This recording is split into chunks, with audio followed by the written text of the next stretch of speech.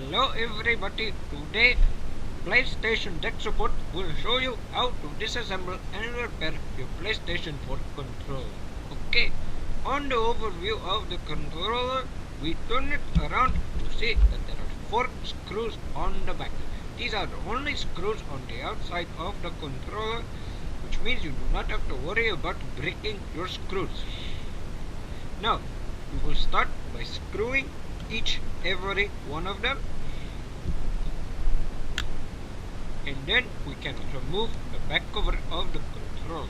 You may need a small prying tool to take off the controller. There are two snappable things. If you can see from the camera, you will have a little bit of flex on the sides. There are little connectors on the sides about where I am pointing at, and those hold the back plate in place after the screws have been unscrewed.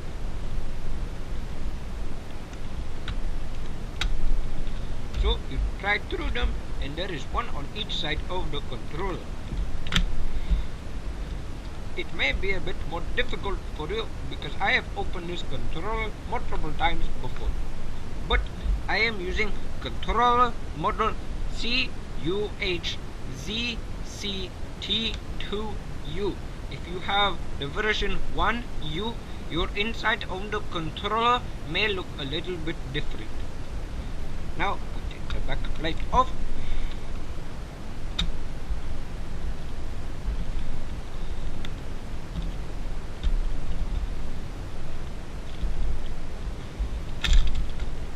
Please watch out because your light bar may get damaged by taking out your thing, so be careful with that. There is a ribbon cable attached to the controller. I don't know if you can see that, but it is attached to the back plate that powers on the light bar. You must unplug that if you would like to remove the back plate of the controller completely.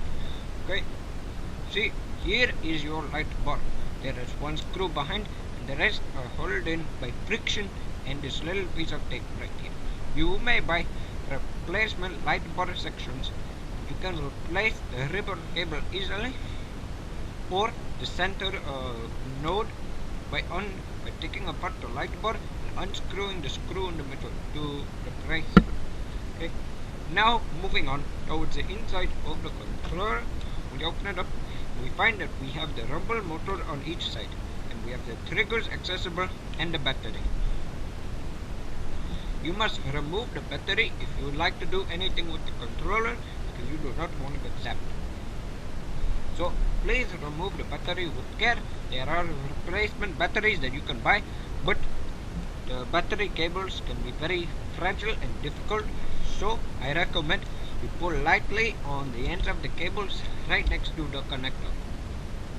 Now do not forget there is a little hook right there that hooks on the cables before you remove the battery. Now you will see there is a plate, and there is this button right here and a screw. This button is the reset button for your controller. Please remember that after you have opened up and modified your controller, be sure to reset it and reconnect it to your PS4 so you do not experience any malfunctions with it. Now you take off the screw, and this screw holds in the general back plate in place. We will leave this with the plate right here for now. Move it over to the side, and you can see that the section comes out. You must watch out while coming out because there is a ribbon cable right there that you must pull out. You do not want to destroy ribbon cables because they are very fragile and very hard and expensive to replace. So please use tweezers or some sort of small tool to help you remove the ribbon cables and do small things inside the controller. Please also watch out that the joysticks here may get caught on the joystick frame over here, which may prevent you from pulling out.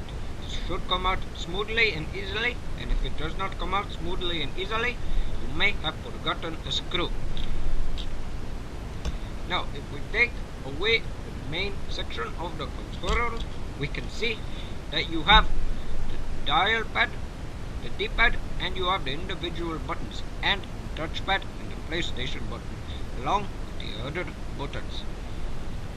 This PlayStation pad may be replaced simply taking it out. You must bend it towards the front here. Before you must bend it towards the back actually. The back comes out and then you may remove your touchpad. If you are having problems with the touchpad, please make sure to wipe it down with a microfiber cloth and a little bit of alcohol. If you would like to replace your touchpad, please place it back to the top end right here, the curving section behind the beam first, and then layer it in. You do not want to put the ribbon cable on the other side of the support beam because then it may not connect to the controller. If you would like to remove your PlayStation button, please slowly remove the rubber casing. There are no screws for this and there are no springs, so that is it. Please, you may clean the PlayStation button and the area around it. Now, when we replace the PlayStation button and the rubber casing, we can now check out the other buttons. I have replaced my buttons with steel buttons and metal ones so they look much nicer with the controller and the controller grip that I have on. In order to replace the D-pad, you must remove this plastic the rubber that is protecting it. Take it out and then you can easily remove it. You may have additional D-pads lying around. Clean it up. Make sure there is no dirt in before you place it, because you do not want dirt like that chrome that was on the side of my controller. That can mess up your controller really easily, especially when it comes to the joysticks. Now, if you need to, you can do the same for the other sides, except the other sides only go in one direction. I shall open it up for you now. Take off this. Each button is special. They have one side that is small and one end that is large. The large end only goes pointing towards the center of the pad. This is to make it dummy proof so that you cannot put in your buttons in the wrong direction. Now, please put back the rubber casing and remember to clean your controller. You can clean your controller any way you like, whether you take out all the buttons and then wipe it and rinse it through water, or wipe it down with Q-tip and some alcohol. And I do not mean beer alcohol, I mean ethanol alcohol you may find in cleaning solutions. Now, if we move this to the side, take a look at the center section, we can see that you now have access to the bumpers, the triggers, the joysticks and the rumble motors. If you would like to remove the rumble motors because it is your choice, you may cut these wires right here and remove the rumble motor from the button. If you would like to keep your rumble motors, then you may leave them, but please do not snag on any of these cables as they are very fragile. If you would like to replace your trigger and your bumper, the bumper removed by simply pulling it out slowly.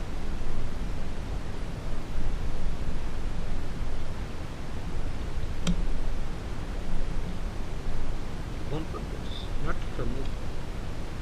How did I? The bumper should have removed by pulling it out. There is a little tab, I believe, that is blocking it in right there. Push that down.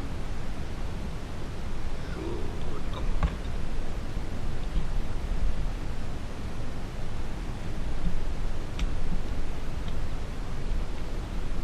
No, there are. I do not know if you can see this, but if you would like to remove the bumpers, there are little hooks on the side that you must be aware of before pulling out the rumble motor. I mean, not the rumble motor, I mean the bumpers. The bumpers, I am getting very confused with my words, but the bumpers can easily be replaced if you have the replacement, whether it is metal one, plastic one, or colored plastic one. They are all the same on the same motor. If you have U1 motor, you may have different bumpers or a different touchpad. Now, to place the bumper back into place, you would simply insert it through and push. Now it should slide neatly into place, and you can test the bumper by pressing down on it. For the trigger, you can see that there is little hook on the side right there. I do not know if you can see the camera. There is little hook right there, and there you have a hook as well. This is to keep the trigger in place, and there is a spring on the inside for the tension of the trigger. You do not want to lose that spring because it is very small. Now, in order to move the trigger, simply press down on it and you pull it out slowly from both hooks.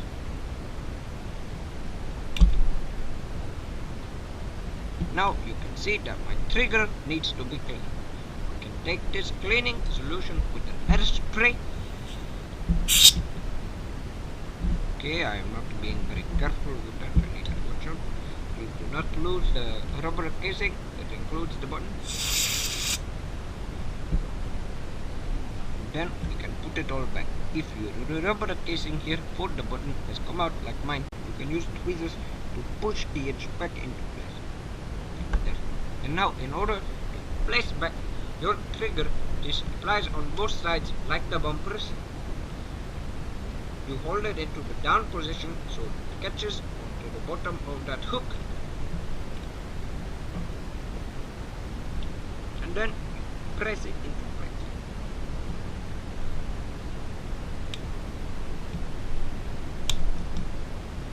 Now, in order to test that your trigger is working fine, you can press down on it, and if there is slight tension coming from the spring right there, you know it is back in place correctly. Now, we move on to the joysticks. If you are having problem like me with joystick drift, this may help you solve your problem. Now, simply remove the joysticks by taking it out and pulling it out. Now you have access to the joystick in control. Now, what you may do is you may get your air spray like this dust off duster to use and spray the insides of the controller and see if that helps fix your problem. Do that for each side. And what you can also do is in the audio port down at the bottom right here, you also spray into there to check if there is any dirt or anything else inside. If there is anything inside the audio port, it may lower your audio quality, or you may hear a shushing noise throughout your gameplay. Now, if you are still having problems with stick drift, please get a flathead screwdriver and open up the sides of the controller that you need to open up. I have been having problems where my controller is slowly going downwards, which means I would have to pull the stick up. The stick input that the game thinks is me pulling the stick down on the right stick. You can fix this problem on any stick on any angle with the same solution. What you would do is get a flathead screwdriver, and there are two small green holes in the green section that you would insert an edge of your flathead screwdriver and slowly pry it open. Please be aware of your green motherboard of the controller do not fall out. You do not want to lose it, and you may even rip the cables if it falls out accidentally.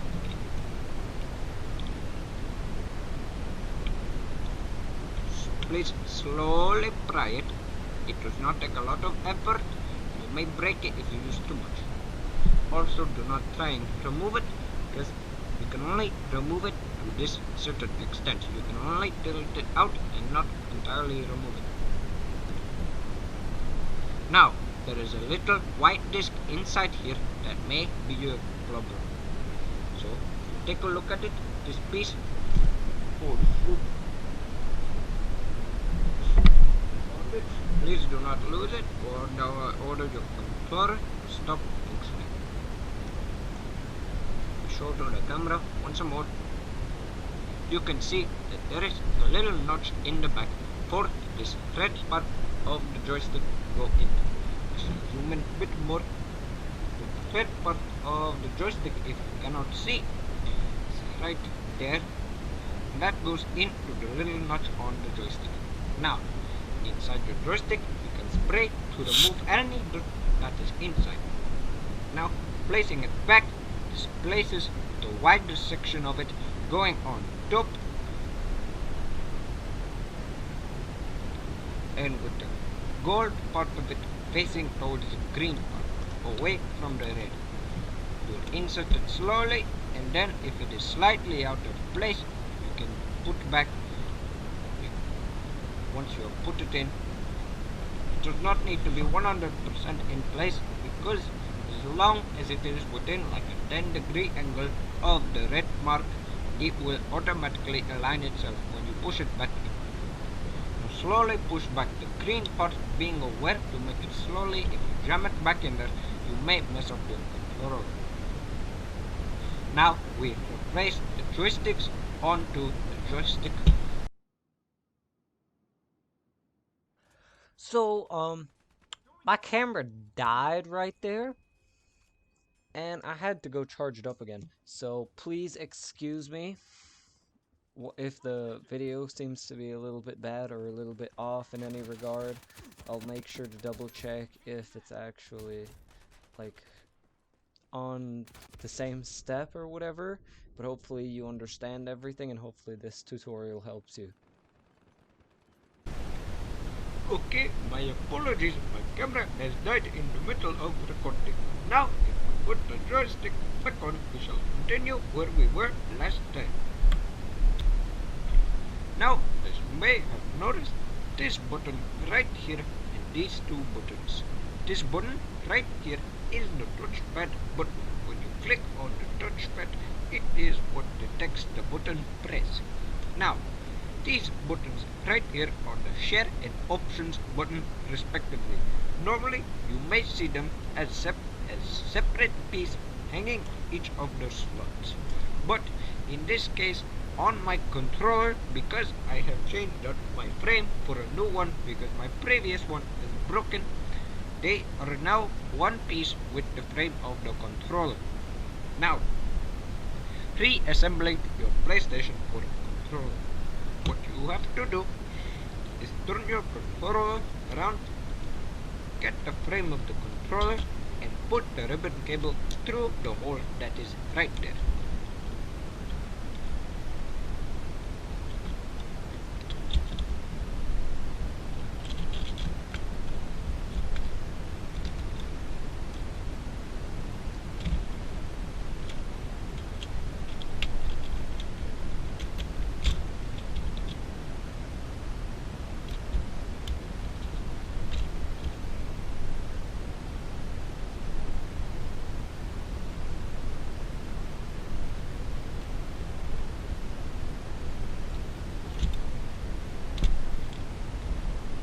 After you brought the ribbon cable through the hole, be sure to lift up your controller to put it back properly in place, or else you may have improper positions of the joysticks and the rest of the buttons on the controller.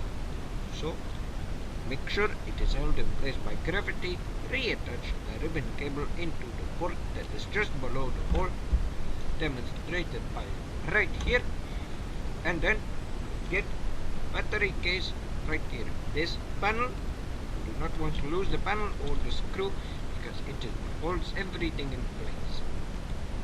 Now, if you are to create a video of you disassembling so that you can know how to reassemble, please get a very good camera angle.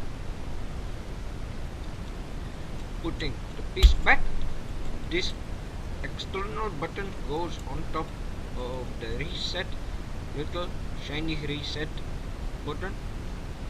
Place it on top. For some models of this controller, it may be a bit more stiff and function with a snap sort of system inside of it, with a snap clip. So, now remove the screw that I lodged inside of here.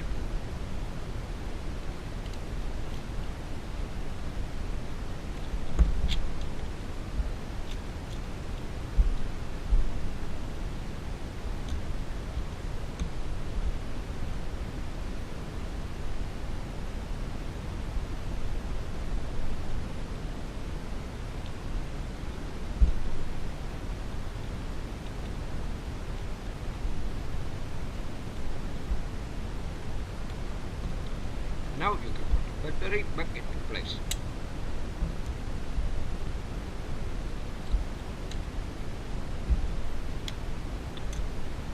Be sure that the cables go around the side and under this little hook right here, so they are contained.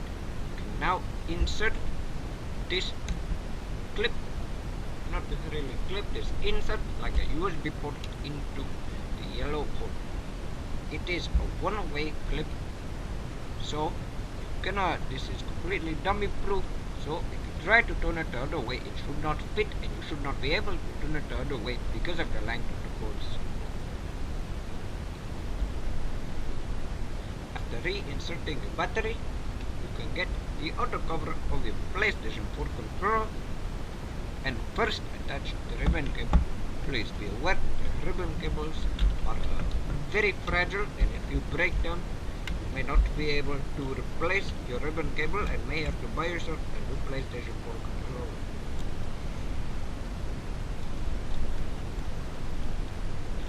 Insert the ribbon cable into the slot. The gold parts, the gold lines on the ribbon cable facing away from the battery. Now all you have to do is put your back cover back onto the controller, being aware that the slide bar section goes under the touchpad and the frame.